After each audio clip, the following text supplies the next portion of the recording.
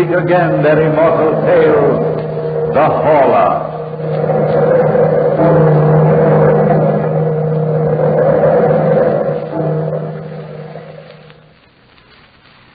It was a dark house, dreary, too. Shadows crept down the walls like loathsome vermin. The house was old and filled with memories of better days, like the man who lived there. He was old and gnarled and alone. He'd passed the lonely hours by sitting on the porch of his home, watching the boats sail up and down the river.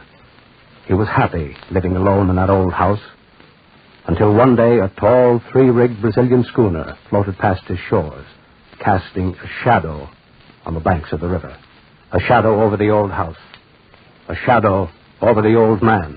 A living shadow which crept into his mind. He wrote a letter to his young cousin, Madame Renée Sable, who was living in Paris, begging her to visit him. She read the letter over several times, then took it to a friend of hers, a doctor, Dr. Perron, to ask his advice. She was young and in Paris, and she didn't believe in the old man. I had to come to you, Dr. Perron, because this letter worries me so. You've known my cousin, Gabriel Bouvet, for a long time, and he's not the sort of man given to hallucinations. He seems to be a very sound old man. But living alone the way he does... Nonsense. Living alone has nothing to do with it. Well, suppose you read me the letter, Madame Saul. Of course. It all seems like so much poppycock. Listen. Be honored by a visit from you at your earliest convenience. Isn't that like him? Yes, very much. You'll find me a changed man, my dear. Changed because he has come. You don't know what I'm talking about, and so I must explain. A shadow has crept into my home, a shadow which dominates me. You see what I mean, Doctor? Well, read on, Renée. Right. He is a creature from a land of shadows, but I tell you he does live. He lives here with me, and I'm afraid of him. Oh, Renée, he will dominate all of mankind, just as mankind has dominated the animal kingdom. We will become his chattel, his food and his slave, as the animals become ours. You see, Doctor? Yes, indeed I do. I wonder... Renée, how soon can you pack and be ready to leave? In about 2 hours. Well, fine. I'll have the horse and buggy hitched and call for you then. I think we'd better go down to him as soon as possible. Doctor, surely you don't believe in this invisible creature. Well, surely, Renée, I don't doubt the wind just because I can't see it. We'll be able to judge better after we have a talk with him. You better hurry home. I'm going right down to the stables now.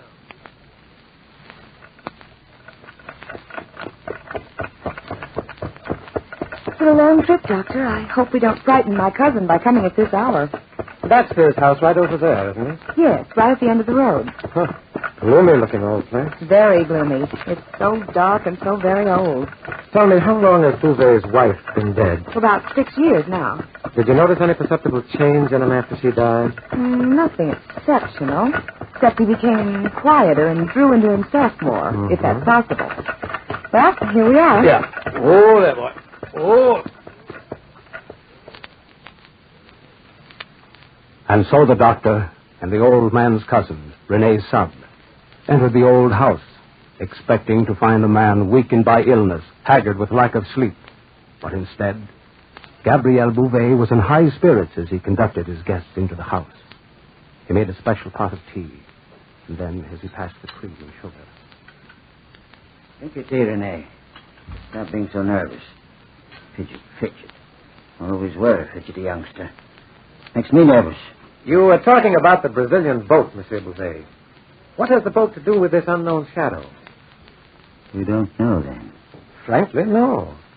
Well, here. Look at this book. Huh? Study of the Scientific World. Open it. My eyes aren't as good as they used to be, or I'd read it to you myself. Page 72. What has this to do with the shadow which you see? Allow your friend the doctor to read the second paragraph. Well, listen to this, Renée. Sao Paulo, Brazil. A contagious madness has spread throughout Sao Paulo. The victims claim they are being possessed by creatures of darkness who feed only on milk and water. Medical savants have been rushed to their aid. But that's in Brazil, cousin. I know. But the Brazilian boat sailed by my door. Possible for this Whatever it is, that I've escaped from the boat. Well, anything's possible, but this does seem a little improbable. But possession, that's talking of demons. This is a modern world. No one man can possess the power of ordering another's will. How little you know, cousin. Well, perhaps I am a fool of a girl, but anybody... No, not anybody, Renee. Not me, for instance. I believe in hypnotics. That's possession of a kind. Dr. Mesmer's nonsense. I don't believe in mesmerism. Well, I can prove it to you simply enough. How? If you're willing, we'll try a little experiment. You hypnotize? If you'll be a subject. Why, of course I will. That sounds like fun. Can I help in any way, Doctor? Yes, just blow out the candle. All but one. Certainly. I'll leave the corner candle on. All right now, Renee, if you'll close your eyes. My eyes are closed. And try to sleep. Sleep. There. Candles are out. All but one. Now, sleep, my dear. Try to sleep. Doctor. Listen. Listen to that. What? What, monsieur? It's in the room. I know it is. It's here. Next to me, watching me. Can't you hear it crying, crying? This is madness. You don't believe me, do you? Stop the experiment at once. Listen. Listen. Cousin, please. What makes you think mankind is the final answer to life? Perhaps there is a higher form of life. Form of life which can possess us and then destroy us. Isn't that possible, Doctor? Well, yes, anything is possible. And take my word for it. Humanity is lost unless we destroy it. Look. I always carry a knife with me, waiting for the time I can destroy him. Listen. It's come for me. Come for possession of me. It's come. It's the Horla. The Horla. And it's come.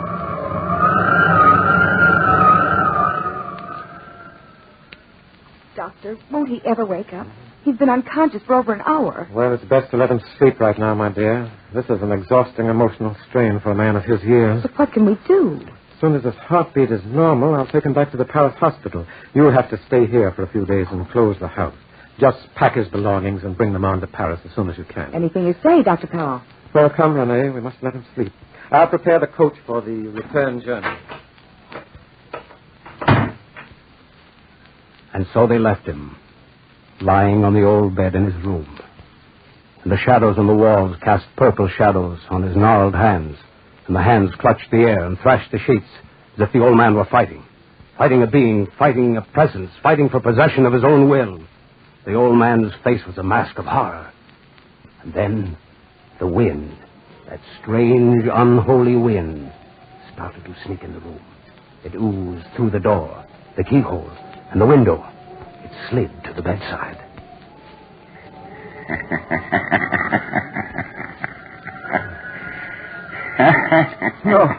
No.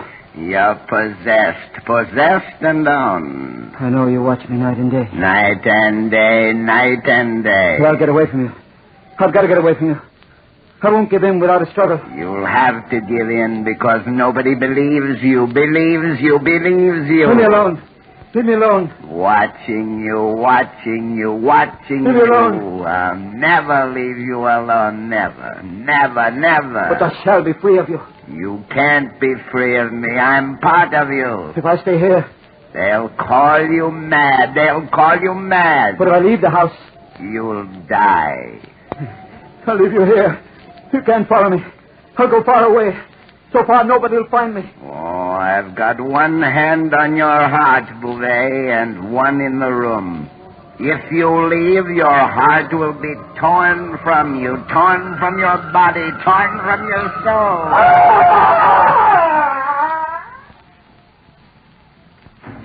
Monsieur Bouvet, is anything the matter? I heard him scream, too. Doctor, look at him. Oh. His face is dead white. Yes, Renee, you're quite right. I'll have to risk moving him now. I don't think we ought to leave him in this house any longer. But how can you travel alone with him? Well, I'll manage somehow. I'll carry him to the buggy. He can sleep as we drive along. I can manage somehow. That is, if you don't mind staying here alone. I don't mind, Doctor. I've no patience with superstitious nonsense. Here, my dear, help me wrap him in this blanket. Of course, Doctor. There, that's fine. Now, hand me that other blanket over there. Here you are. That'll keep him warm on the journey.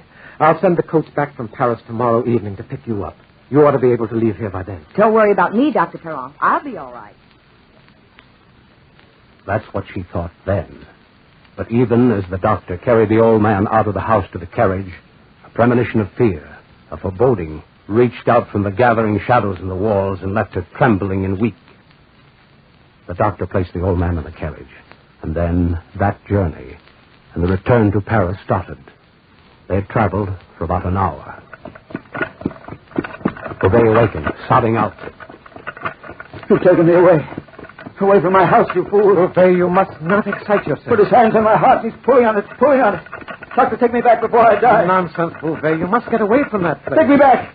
Take me back, Doctor. You don't understand. Beauvais, sit down. You think I'm mad, don't you? The Hall exists.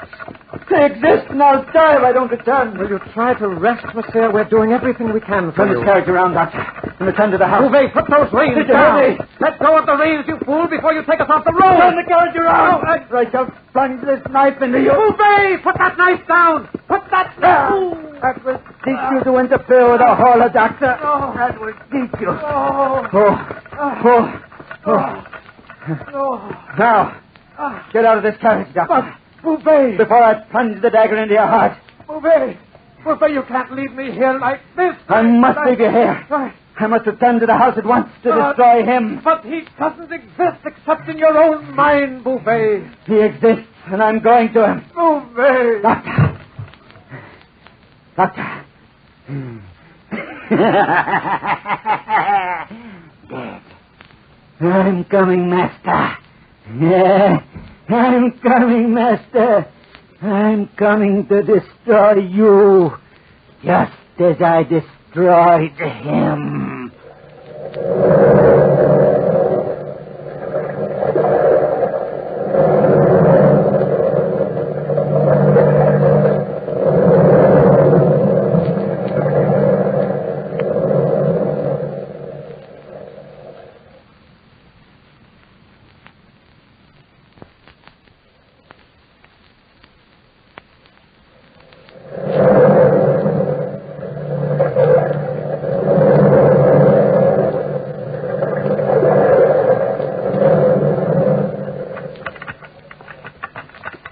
So Beauvais drove off in the rambling carriage, leaving the badly wounded doctor lying on the roadside, more dead than alive. Beauvais drove furiously through the night to a little shack about a half-mile from his home. There was a sign on the shack, a sign reading, Litau's expert lockmakers and ironworkers. Beauvais pulled the carriage up in front of the door. He walked to the entrance of the shack. Monsieur Litau! Monsieur Litau! Who's calling at this? Oh, Monsieur Beauvais. What are you doing at this hour of the night? Really? Oh, yes, of course. I need your help. That's what. My help? What can a poor man like me do for a wealthy man like you? You can make a lock for me. I've got to lock the doors of my house securely. The front and back doors and the windows. All the windows in my house. They must be locked and bolted, Litau. Tonight? Yes, tonight, you fool, of course, tonight. But in heaven's name, why? To lock him out of my home, out of my life. You're Into not... an eternity. You're not feeling well? Come, Litau. Don't bicker with me. Hurry, man. I'm prepared to pay any price you ask. Of course. She'll be as you say if you'll only just give me time to get my instruments together. Of course, but hurry, Litau. Hurry. He's waiting for me now. Monsieur Litau and the old man returned to the lonely old house by the river in the dead of the night. They crept into the house and worked in the half-darkness near the shadows. And that strange, unholy wind was quiet and didn't disturb them while they worked. Beauvais felt safe and free for a while, only a while. And a girl slept upstairs, slept undisturbed and quiet.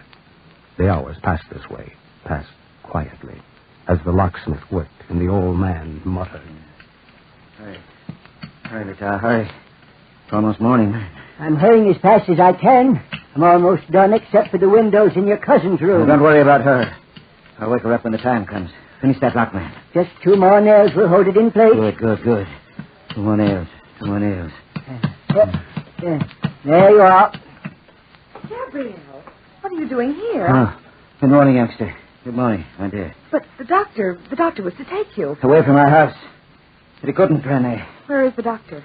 In Paris. He's going to return this evening after my work is done. Yes. Yes. A job in life. Kill the Horla. The doctor let you return alone? He had to let me. But I wasn't alone. Who is this? I'm Monsieur Litow, mademoiselle, the most famous lockmaker in the world. I don't understand all this. Naturally, my dear. Come along, Litow. Let's finish your work. Only 2 more locks to fix tonight. And I'll be able to lock him in and kill him. Kill him. Well, what are you staring at me for? Go ahead to my cousin's room and start to work. Of course, I'll start right away. Gabrielle. Gabrielle. Look at me, cousin. I'm looking at you, Renee. I see you. Are you lying to me? Why should I lie to you? What did you do to the doctor? Nothing, Renee. With that knife in your belt. What about that knife in your belt? I always carry a knife to protect me against the Horla. There's blood on that knife, Gabrielle. What did you do? Be quiet, Renee. Cousin, may I go? I can't let you go. What are you going to do to me? I have to bind you up. Tie to a chair until I've killed him. Don't you understand? Yes, I'm old, but I'm strong, cousin. Stronger than you. Oh, no, don't struggle against me. Everybody, you in trouble? I thought I heard you. You heard nothing. Nothing, monsieur. Go back to work. All right, I'm almost done. Now, come along, cousin. I'll have to tie you in the kitchen where you'll be out of harm's way until he's dead.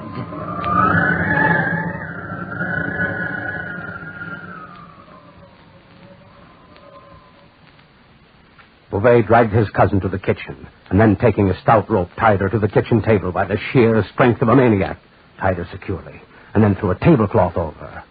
Smiling to himself, he left the kitchen and went to the upstairs room to watch Litow finish the work of the night. Are you finished, Monsieur Litow? Yes, of course. Yes, I'm finished. Here you are, Litow. 200 francs for one night's work. Good pay, isn't it? Very good pay, Monsieur Bouvet. Very good pay. Anything more I can do, sir? Have you locked the locks? All locked secured, monsieur. I'm glad. Hey, Litow, what are you waiting for? Why don't you go home? I thought I ought to say good night to the There's no need to. I'll say good night for you. Listen. You hear that? I hear nothing. Naturally. You hear nothing. Good night, Monsieur Bouvet. Litow, may I caution you against one thing? Of course. Don't tell anybody of this work tonight. Do you understand? Don't tell anybody. Of course I understand. Good night. See you in the morning. Your locks can't lock me out. You again. I've been watching you and your lockmaker, watching you, and your locks are useless. Locks are useless. But I can lock you in when I escape. Impossible, because I am with you constantly. And I'll destroy you, Horla. With a knife? No, with fire and flame. I'll set the entire house on fire and leave you here. Leave you here and I'll escape. You can't escape. You're part of this house. You said so yourself. Did I now? How interesting. How interesting. How very interesting. And you'll burn to death. You'll burn to death. And the world will be free of the Horla. Are you so sure, Bouvet? Are you so sure? I'll pour oil on the walls and on the rugs and on the floor. Where's the oil? In the kitchen closet. Yes, in the kitchen closet. That's where it is. Don't forget I'm part of No. You'll be destroyed by fire.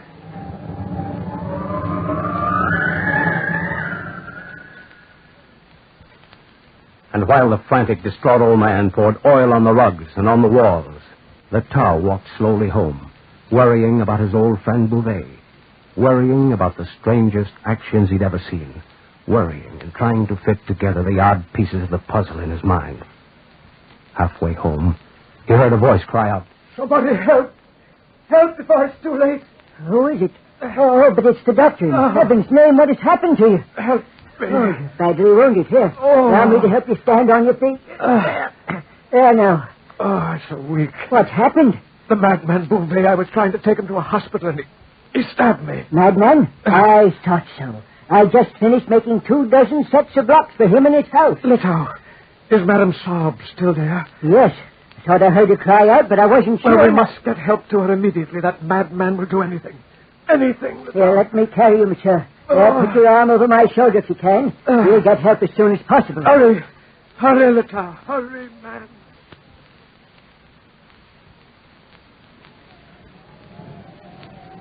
There. Now I've poured oil over the entire house. Yes. The entire house. The curtains, the ceiling. Even the beds and walls and the chairs. Now for a match. Yes, one match.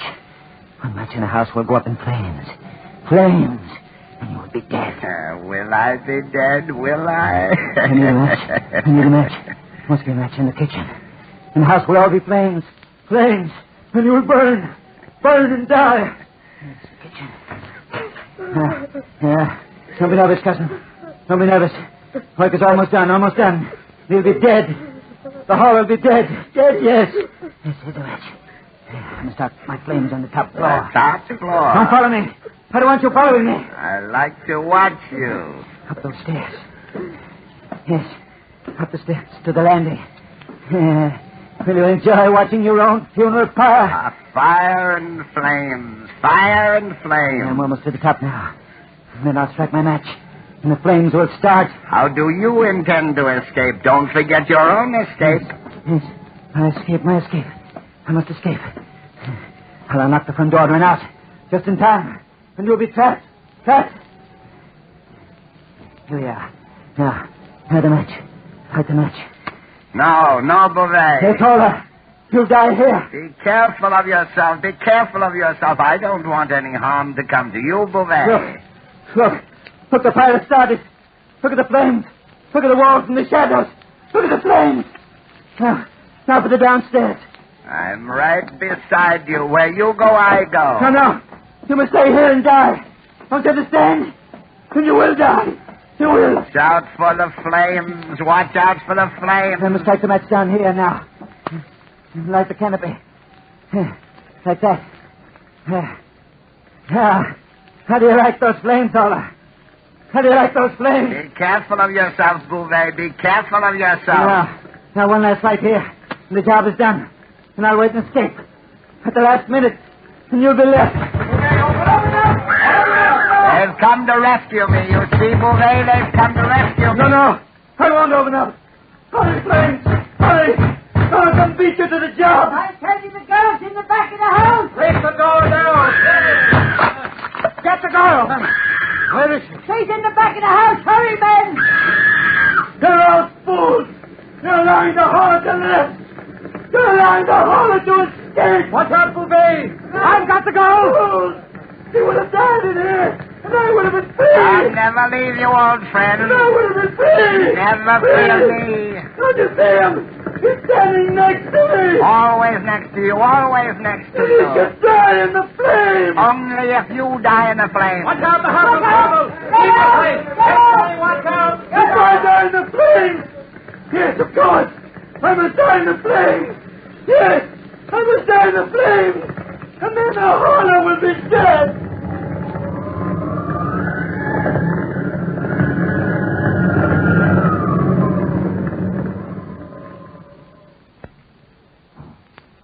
And the old, wild-eyed man rushed into the pile of burning timber among his old belongings and perished there.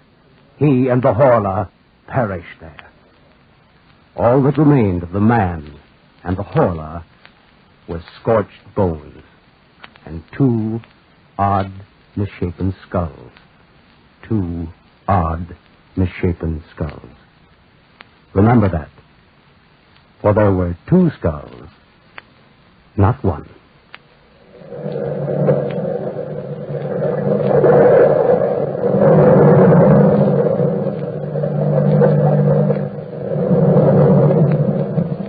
From the time-worn pages of the past, we have heard the famous story, the Horla. Bellkeeper, toll the bell.